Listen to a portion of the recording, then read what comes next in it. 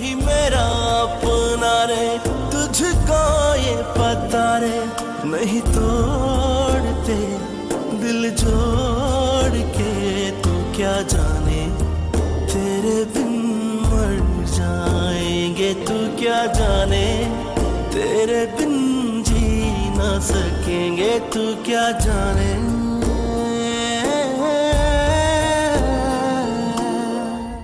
اما پدر جون اینا حق هارون بود و شما همشو به مقصود بخشیدین؟ مقصود نه، شاینا. هر دوتاش یکیه نه؟ واقعا خیلی متاسفم.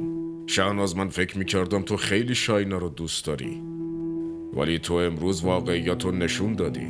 اونو خواهر شوهرت دونستی. میدونین چیه؟ ولی این چیزی که شما میگین محبت نیست، بی انصافیه پدر جون. اینجا هیچ بی انصافی نشده. این که از همه دریا یه ماهی بیرون کنی و به کسی بدی هیچ فرقی نمیکنه. پدر جون شما که بهتر میدونین. اولا زندگیمون که دریا نیست، بعدم شما فقط به اندازه یه ماهی بیرون نکردین. اول کافیه شهناز، جهیزیه رو من دادم و همه چی مال منه و در آینده هم دلم بخواد میدمش. و من؟ حق عادل؟ وقتی پسر بمیره حقش تموم میشه. دارایی مال منه و به هر کی بخوام میتونم بدمش. پس هارون چی؟ شما که میگین اون وارثتونه. الان اون وارث چی میشه؟ چی قراره بهش برسه؟ ببین، وارث فقط واسه مراقبت از دارایی نیست، بلکه برای آب ریختن روی قبر آدمم هست. و هارون نوه منه، جون منه، همه چی مال اونه. ولی یه چیزی رو یادت باشه، هیچ وقت اونو با شاینا مقایسه نکن و حالا یک کلمه دیگه هم از دهنت در نیاد.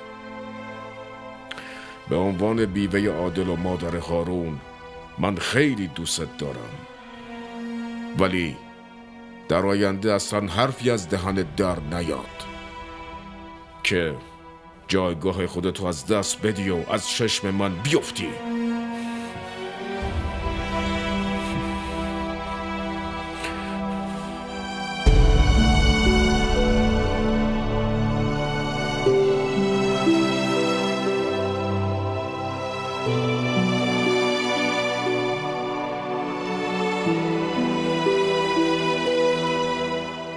مامان، هرچی هم بود ولی شما نباید داداش مقصود اونجا تنها میفرستادین. مامان این کاملا درست میگه. ای بابا، منم میخواستم برم، به مقصودم فهموندم و فرستادمش. اونم پیش سعادت خان که همه وقتی جلوش وای میستن ترس و لرز دارن. معلومه که شاینا رو رها نمی کنی، اما اونو چه جوری نگه داریم و من تصمیم میگیرم. چطوری؟ مثل عروس عادی. عروسای بقیه مراقب مادر شوهرشون هستن، سرشون رو شونه میکنن، ماساژشون میدن، براشون آشپزی میکنن. اما عروس من حتی یه چایی هم به دست من نداده. چایی؟ اونم از دست شاینا؟ آره. مامان، شاینا از اون دختراست که حرف خودشه. تو چه دنیایی زندگی میکنی؟ چایی براش درست کنه. آره، زمان حکم فرمایی گذشت، حالا زمان اطاعت کردنه. ببین مامان، اون دختر سعادت خانه که خوب میتونه حرفشو به کرسی بشونه، به هر روشی، با پول یا با قدرت. پسر جان، هر جایی پول به درد نمیخوره. مامان، پولدارا بلدن پولشونو چطور استفاده کنن، کی کجا چطور، اینو خوب میدونن. تو از این راه دور اومدی که منو بترسونی؟ مامان، من دارم واقعیت رو میگم. آره، واقعیت. نمیدونم مقصود کجا مونده. خیلی به فکرشی مامان. آره، باید به فکرش باشم، اون تنها پسرمه. مامان، بچه که نیست، خودش میاد دیگه. چی؟ راشد، مراقب شوهرت باش وگرنه ازم کتک میخوره. مراقب خودت باش دخترم. گوش کن. مهتاب. بله آقا بزرگ. تو با اینا برو، اینجا خدمتکار هست. پدر جون، مهتاب برای چی باید بره؟ با شاینا میمونه. من اینو با شاینا میفرستم. اما آخه هارون فقط به مهتاب عادت داره. شوهر خاله به مهتاب چه نیازیه؟ خونه ما که آره، ولی مهتاب مخصوص مراقبت از شایناست. اون کنارش باشه خیال منم راحته. باشه چشم. بیا بریم.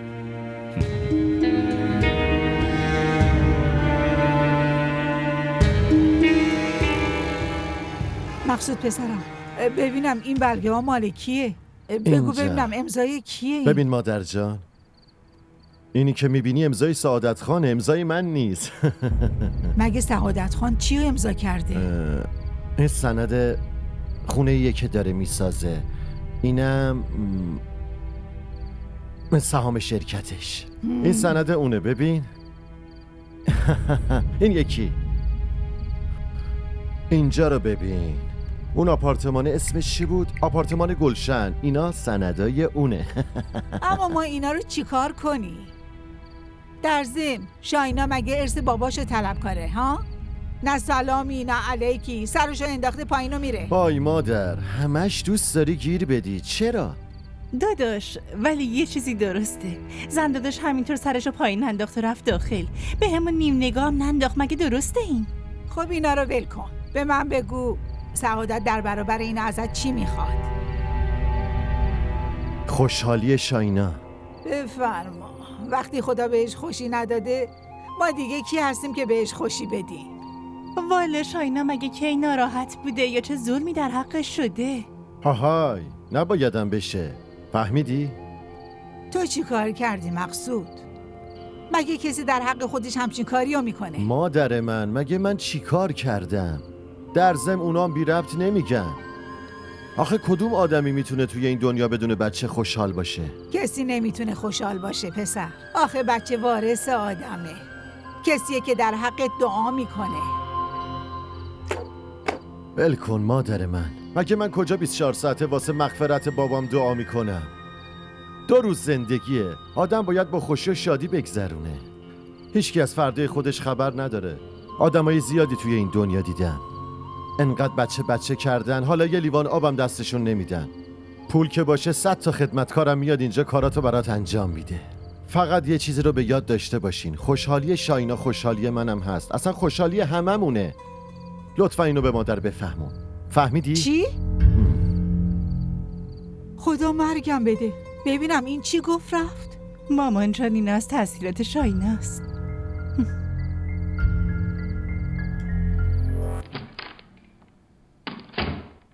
مادر یکم ناخوش احوال بود، کنارش نشسته بودم. چیه؟ تو چرا انقدر بیحالی؟ خب داروهاتو میخوردی میخوابیدی، یکم استراحت میکردی. شما نبودین چطور میتونستم بخوابم؟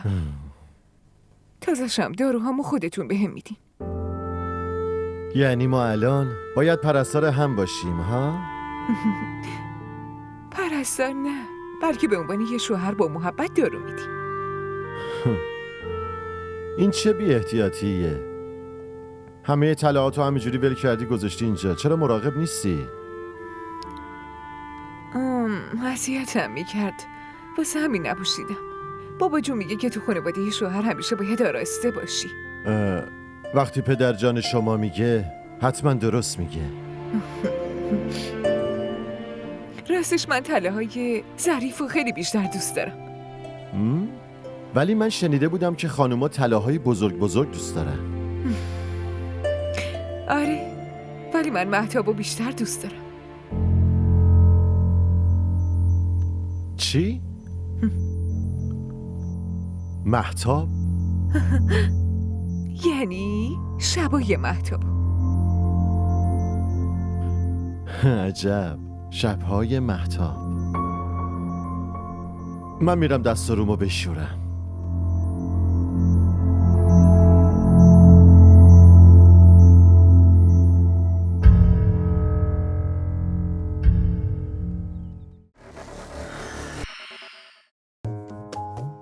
من بلال در حضور خداوند متعال این قول رو همینطور که الان دست سارا رو گرفتم برای همیشه دستش رو محکم میگیرم. اصلا میدونی که زن و بچه دارن تو چه شرایطی زندگی میکنن؟ اگه تو نمیخوای منو طلاق بدی خودم پرونده طلاق باز. کسی قبول کنه یا نکنه، ولی من میدونم یه نفر مقصود و دعاخونش کرده. مامان منم قبول دارم. کجا این کار کردم؟ آره باید اونو باطلش کنی.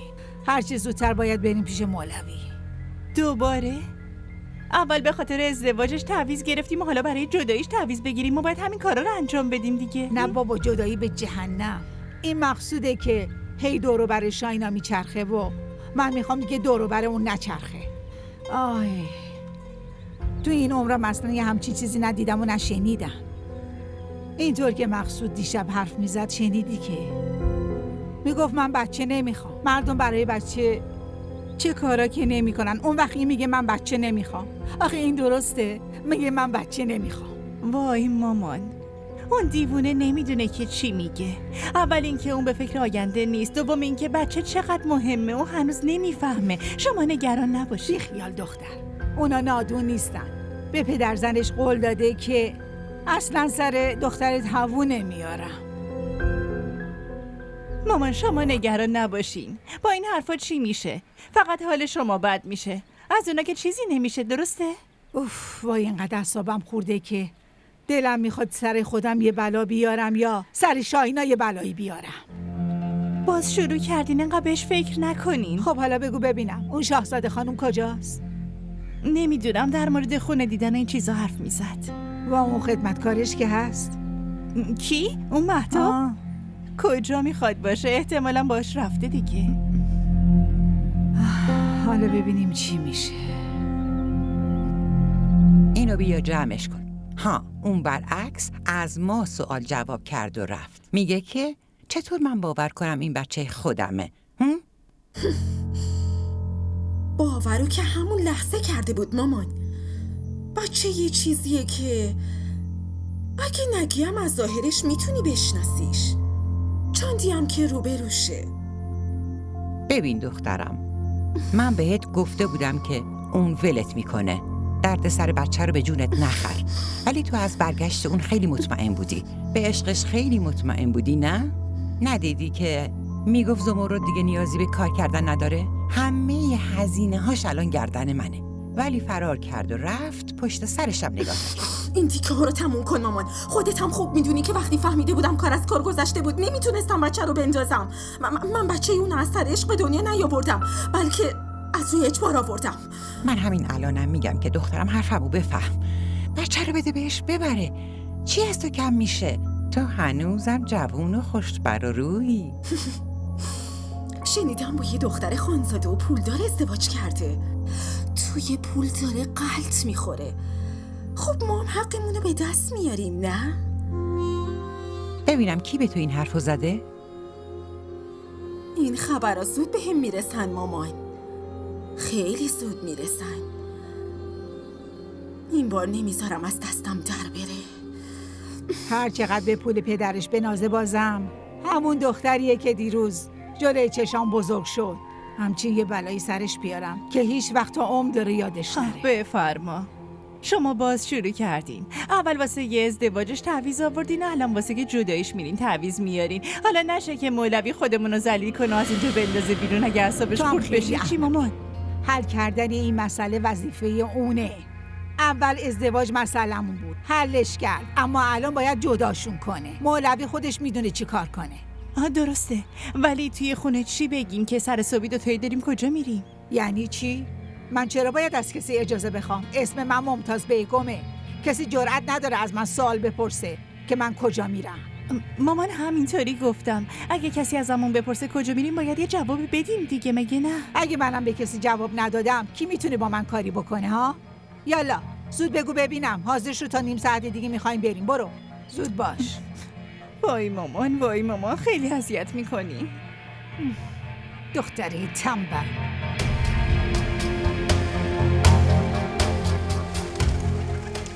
آخه دختر گلم کجا میخوای بری؟ اون زیارتگاه خیلی دوره. شما هم دارین میری؟ آره منم دارم میرم اما واسه یه اجاز میخوایم تعویض بیاریم مگه نه؟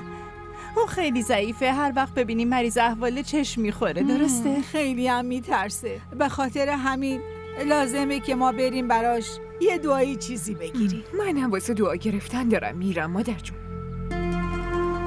از چی میترسین زنده داشت جان؟ به جز خداوند من از هیچکی نمیترسم. فقط واسه آرامش قلبم میخوام دعا کنم.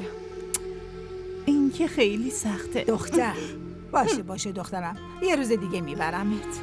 یه روز دیگه چرا امروز نمیتونم برم؟ من با شما میرم دیگه. خب من که دارم میگم یه روز دیگه خودم شخصا میبرمت، با خیال راحت میری.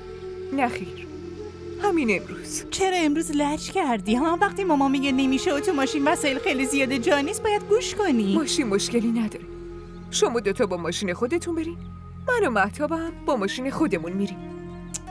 درسته؟ بریم بیا. باش.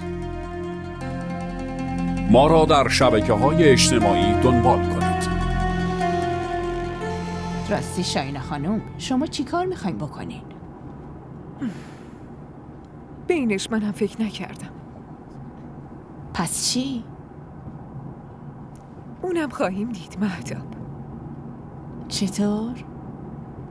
فعلا که فقط گیرشون انداختم، بقیه‌شو چی کار کنم اونجا تصمیم میگیرم. مامانینم که مثل کنه به همون چسبیده. وقتی خونه باباش بود این خیالش نبود، ولی الان ببین مامان هی خودشو لوس میکنه. راستش از مامان خانم این انتظار رو نداشتم. کی بهت گفته که ازش انتظار داشته باشی؟ تو باید فقط چشم و گوشت همیشه باز باشه. متوجه شدی؟ چشم خانم. بسته دیگه، ساکت. از اولم سرم درد میکرد، تو هم هی حرف میزنی. آروم باش دیگه. چرا دعوا میکنین مامان؟ دعوا نمیکنم، دارم فکر میکنم جلوی اون با مولوی چجوری حرف بزنم. ما باید بی سر و صدا از خونه میومدیم بیرون که اصلا اونا نمیفهمیدن. درست میگین. از اولم گفتم باید مراقب باشین. میشناسمش.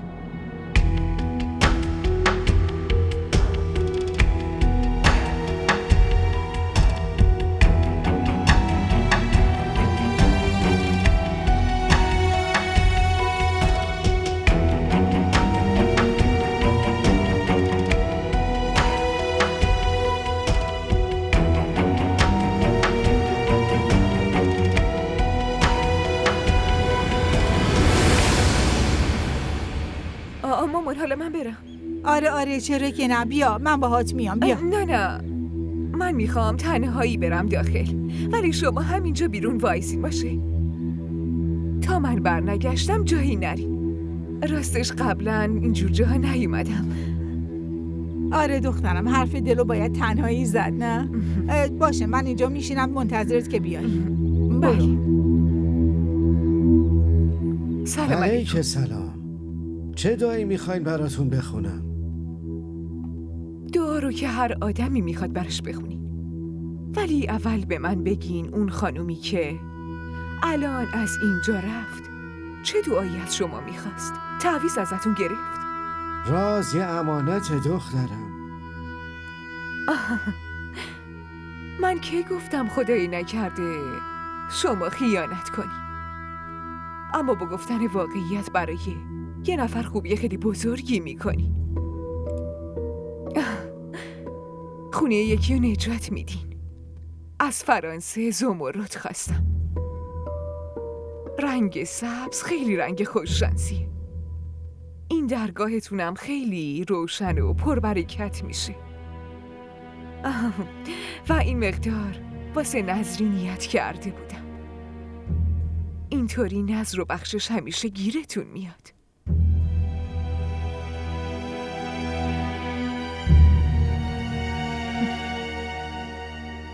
مریدای خیلی قدیمیم هستن.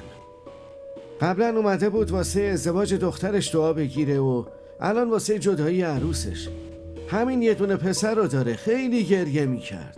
از طرفی پدر زنش واسه شروط گذاشته و عقل پسره رو ازش گرفته. حالا چی میخواد؟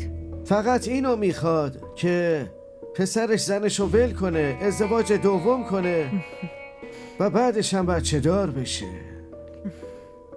و شما چی گفتی؟ من چی باید میگفتم؟ فقط دعا میکنم. و یه چیز دیگه دخترم، شما چرا اینو میپرسی؟ چون من عروسشم و مطمئن باشید من مرید خوبتری از اونا براتون میشم. به هرچی نیاز داشتین به من بگین تا فرداش تو درگاهتون حاضر میشه. اما چی؟ اما شما باید این دعا رو کنین که زندگیم هیچ وقت نابود نشه و مقصود به جز من به زن دیگه ای حتی نگام نکنه. و ممتاز خانم هیچ وقت اذیتم نکنه. دخترم کارت انجام میشه.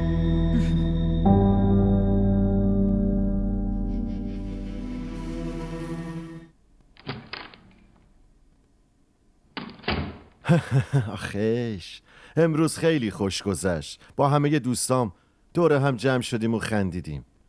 کلی با هم گپ زدیم. بعدش یاد قولی که اون روز به تو داده بودم افتادم که ساعت 7 باید برگردم پیشت. پس منم زودی برگشتم. من چای میارم. صبر کن. چای نمیخورم. ولی چرا تو خوب به نظر نمیرسی؟ چیزی شده به من بگو. من خوبم. دروغ نگو عزیزم. من میتونم از قیافت بخونم. اون حال خوبی که میگی اینجوری نیست. از چه جوریه؟ ببین عزیزم، آدم وقتی که شاد باشه لبخند میزنه و میخنده. حالا راستشو بگو چی شده؟ من نمیفهمم مامان چرا اون کارو کردی. مادر چی کار کرده؟ پیش مولوی رفته و ازش دعا و تعویض گرفته که یا شما از من جدا بشین یا من بمیرم. میخواد واسهتون زن دوم بیاره. میخواد شما بابای 7 بچه بشی. نه، سوء تفاهم شده. مادر چرا باید این کارو بکنه؟ اگه کسی دیگه ای میگفت من اصلا حرفشو قبول نمیکردم، ولی من با گوشای خودم شنیدم. که اینطور باشه، من با مادر حرف میزنم. حرف نمیزنی، بلکه بهش میگین که ما دوتا همینطوری خوشحالیم و نیاز به نفر سومی نیست. آره دقیقا همینطوره. منم قبلا بهش گفته بودم، ولی اون قبول کرد. نه خیر. حالا این حرف رو باید جلوی من به اون بگی. باشه، خوشحال باش. لطفاً اخماتو باز کن. الان چایی میخورم. ها؟ چایی خودم میارم.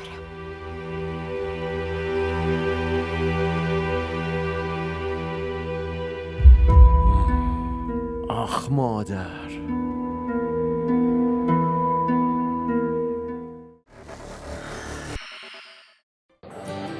بگو ببینم خوشگله. ببینی وقتی آدم عاشق یکی میشه دیگه نمیپرسه که چقدر خوشگله. شاید اون از همه خوشگل‌تر باشه. این عشق عزیز دلم. آب نیست که هر وقت تشنت شد بگی یه لیوان آب بده. برای آب باید هزینه شو داد، به همون قیمتی که تشنه‌های کربلا پرداخت کردن.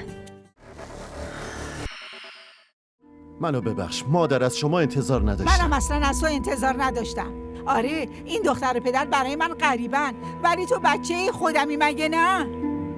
سعادت همه آرزوهامو به آتیش کشید، تو هم داری شعله برترش میکنی. چی میخوای بگی مادر؟ چیز خاصی نمیگم. تو میخوای این زن رو نگه داری، نگرش دار. میخوای طلاقش بدی، طلاقش بده، اما من زن دوم برات میگیرم. بازم حرفای تکراری. حرفم تکراری نیست، همیشه همین حرفم بوده. تا وقتی به آرزوم نرسم راحت نمیشینم. فکرشم نمی‌کردم که مادر شوهرم که مثل مادرم میدونستم که همچین بی‌انصافی بکنه. شما میدونی در حقم تعویض کردم تا که شما منو ول کنین یا من خودم بمیرم. وای خدایا توبه، خدایا توبه، چرا داری دروغ میگی؟ من دروغ میگم؟ دیروز پیش مولوی نرفتی؟ مولوی؟ آره مولوی. اون پولی که شما بهش دادین و من 2 برابرشو بهش دادم که حقیقتو بهم بگی. آخه شما میخواین چی کار کنی؟ آره درسته، حالا که اون حقیقتو بهت گفته منم همون کاری که دلم میخواست و حتما انجام میدم. دارین میبینین مامانتون اصلا از کارشون شرمنده نیستن. واسه چی باید شرمنده باشم؟ میخوام پسرم دوباره ازدواج بکنه. چرا باید شرمنده باشم؟ نمیخوام، من ازدواج دوم نمیخوام. هرچی میخواست بشه شد دیگه، کافیه. اون چیزی که تو داری میگی ازدواج نیست. اونا ما دوتا رو فریبمون دادن. دختر مریضشون رو بهت انداختن. مامانو چی؟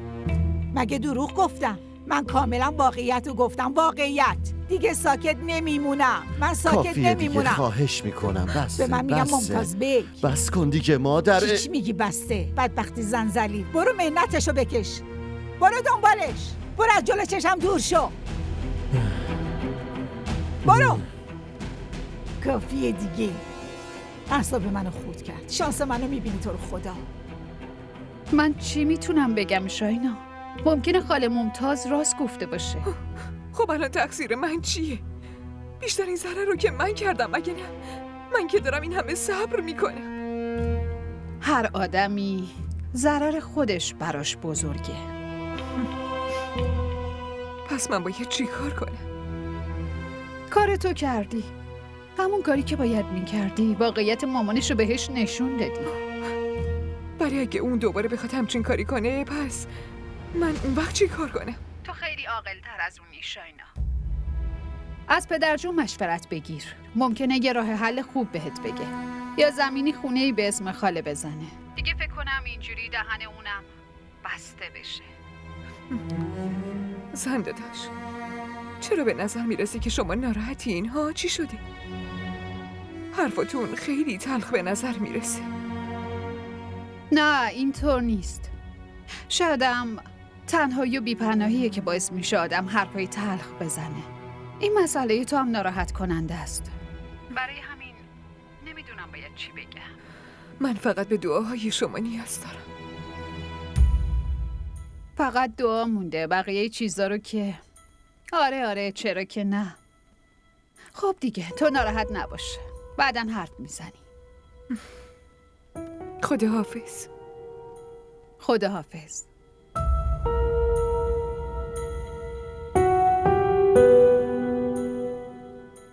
از پدرجون مشورت بگیر. ممکنه یه راه حل خوب بهت بگه.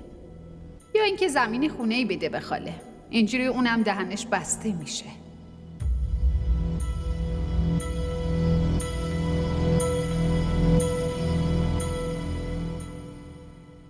من که از اون مولویتون تعجب میکنم. این کجاش تعجب داره؟ اون که با دیدن اون همه پول به وجد اومده بوده، منی که فقیرم براش یه قابلمه برنج بردم، معلومه که به چشش نمیاد. خدا میدونه چیا بهش دادم. باشه حالا هرچی که شد مامان، لازم نیست که خودتون رو مریض کنین. ما شاید یکم عجله کردیم. چه عجله‌ای؟ فرصت میدادم جا پاشو محکم میکرد. نه که الان خیلی جا پاشو سست کردین. اون هر کاری میخواست انجام داد. برعکس داداش مقصود و بر علیه شما کرد. تو نگران مقصود نباش. اون پسر منه. من اونو خیلی خوب کنترل میکنم. هرچی میخواست بشه شد. حالا لازم نیست شما خودتو ناراحت کنی. والا کجا آرامش دارم. فکر کنم تو زندگیم دیگه رنگ آرامش رو نبینم. مامان اینطوری نمیگن. همه چی درست میشه. من خیلی سرم درد میکنه. این مهتاب کجاست؟ کجا باشه؟ حتما پیش عروستونه. مهتاب کجایی؟ صبر کنین من صداش میزنم. ها مهتاب تو اومدی؟ ها؟ چرا جلوی دهنتو گرفتی؟ حالا برات خنده داره؟ کارهای خونه رو انجام میدی یا همش داری تو خونه ول میگردی؟ همه کارا رو انجام دادم. مهتاب عادت نداره نون مفت بخوره. آها حرفای گنده گنده میزنی. زود باش بیا سرمو ماساژ بده، درد میکنه.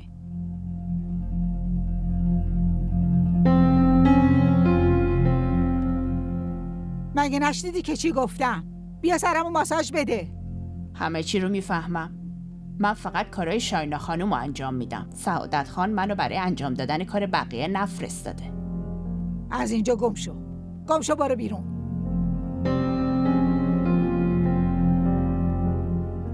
دلم میخواد دندوناشو تو دهنش خورد کنم. ما را در شبکه‌های اجتماعی دنبال کنید.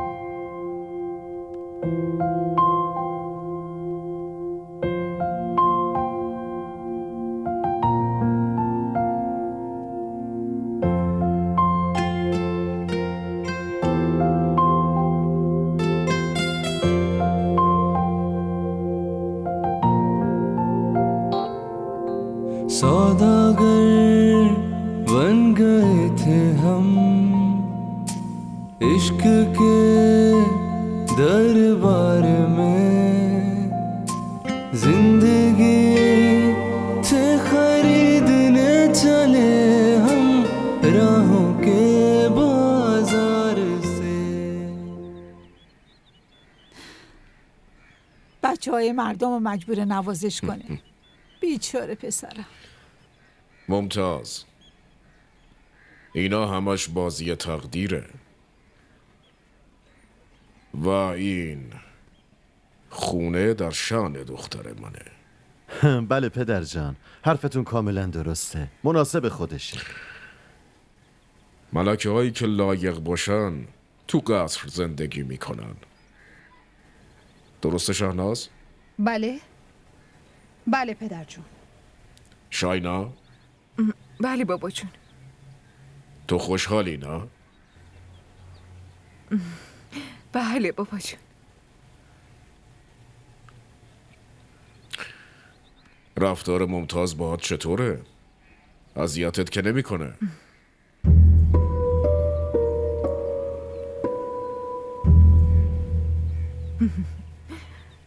رفتارای ایشون برای من مهم نیستن. خودتون همیشه میگفتین به جای نقطه ضعف نقطه قوت تو باید به یاد داشته باشی. آفرین. و در ضمن من الان با ایشون نه، بلکه ایشون با من داره زندگی میکنه. این خونه منه. کاملا. من همین اعتماد به نفس رو میخواستم ببینم.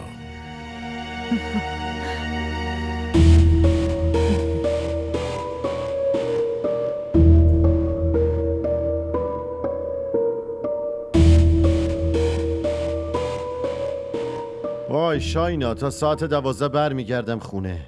خب باید خیلی زود حرکت میکردین. این وقت شب دارین رانندگی میکنین؟ آره میدونم، ولی چرخ ماشین یهو پنچر شد. وگرنه سر وقت میرسیدم. حالا همه چی خوبه، نگران نباش. تو بگیر بخواب، من برمیگردم. نه خیر، تا وقتی که شما نیاین من خوابم نمیبره. عزیزم، من شرمندت شدم، نه؟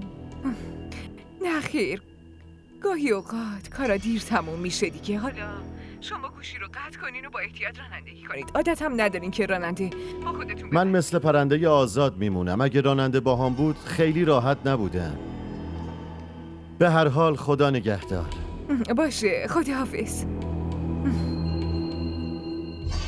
پرنده آزاد یه زمانی بودی، پروازم میکردی. چرا داری مزخرف میگی؟ اما پرنده آزادم گاهی وقتا توی دام اسیر میشه. ببین، اون دامی که تو به خیالت برای من پهن کردی، به این راحتیام توش اسیر نمیشم، فهمیدی؟ دیگه نشنوم.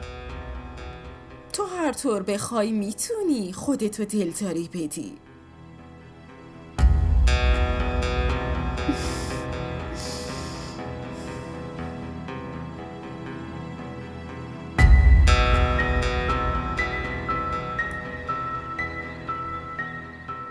اصلا نفهمیدم سال چجوری گذشت. آره، زمان همینجوری میگذره. حالا چرا انقدر ساکتی؟ نه خیر، دارم حرف میزنم. کجا حرف میزنی؟ فقط جواب میدی. آره، نه خیر، همین. همچین چیزی نیست، فقط یکم سردرد دارم. راستی برنامه‌ات برای سالگرد ازدواجت چیه؟ مقصود هدیه چی میده و تو چه برنامه‌ای داری؟ شایدم هر دوتاش باشه. راستش مقصود برای ماه عسل میگفت بعد ازدواج که شرایطو دیدین چطور بود اصلا فرصتش نشد. این که موضوع خیلی خوبیه. برنامه دارین کجا بریم؟ میگفت سمت شمال بریم. من و عادلم اونجا رفتیم.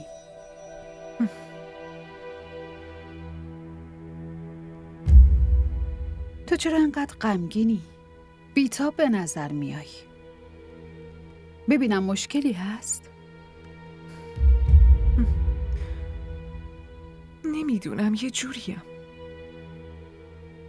یه طور خودم رو پوچ و خالی احساس میکنم. مقصود که باهات خوبه نه؟ اون که خیلی خوبه. همه چی خوبه اما چی؟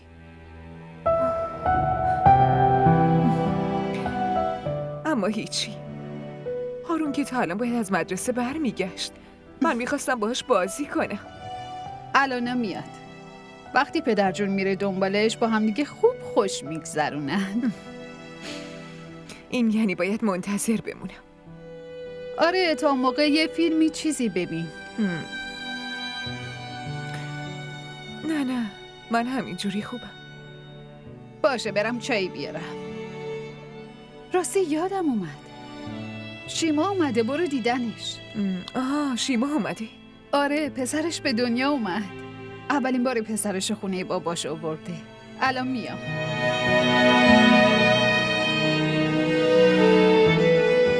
اون چیزی که شده ازدواج نیست، بلکه ما دوتا رو فریب داده. دختر مریضشون رو به همون انداختم.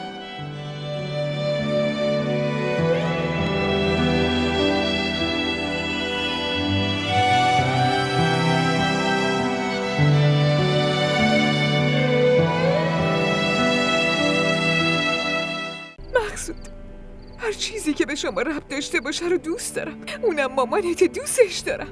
هیچ وقت بهش بی‌احترامی نکردم. من حتی رومم بر نگردوندم که خدایی نکرده جوابشو نداده باشم بدون اینو. مقصود تنها نقطه ضعفم همین عشقمه. ولی اگه کسی بخواد از این نقطه ضعفم سوء استفاده کنه اصلاً براش خوب نمیشه. ما هم دیگر رو خیلی دوست داریم ولی بازم مردم نمیذارن راحت زندگی کنیم. باشه گریه نکن. خواهش میکنم تمومش کن دیگه. اجازه بده من خودم الان میرم ببینم حرف حسابش چیه. تو نگران نباش دیگه گریه نکن. خواهش میکنم بذار من یه لحظه برم. همینجا بشین.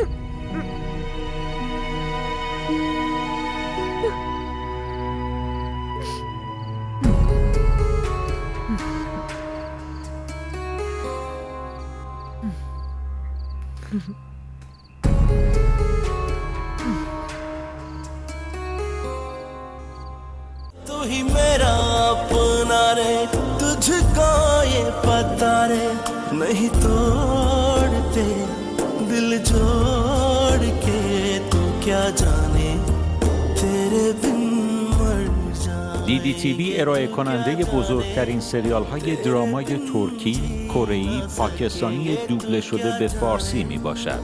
لطفاً سابسکرایب کنید و عضوی از خانواده ما شوید.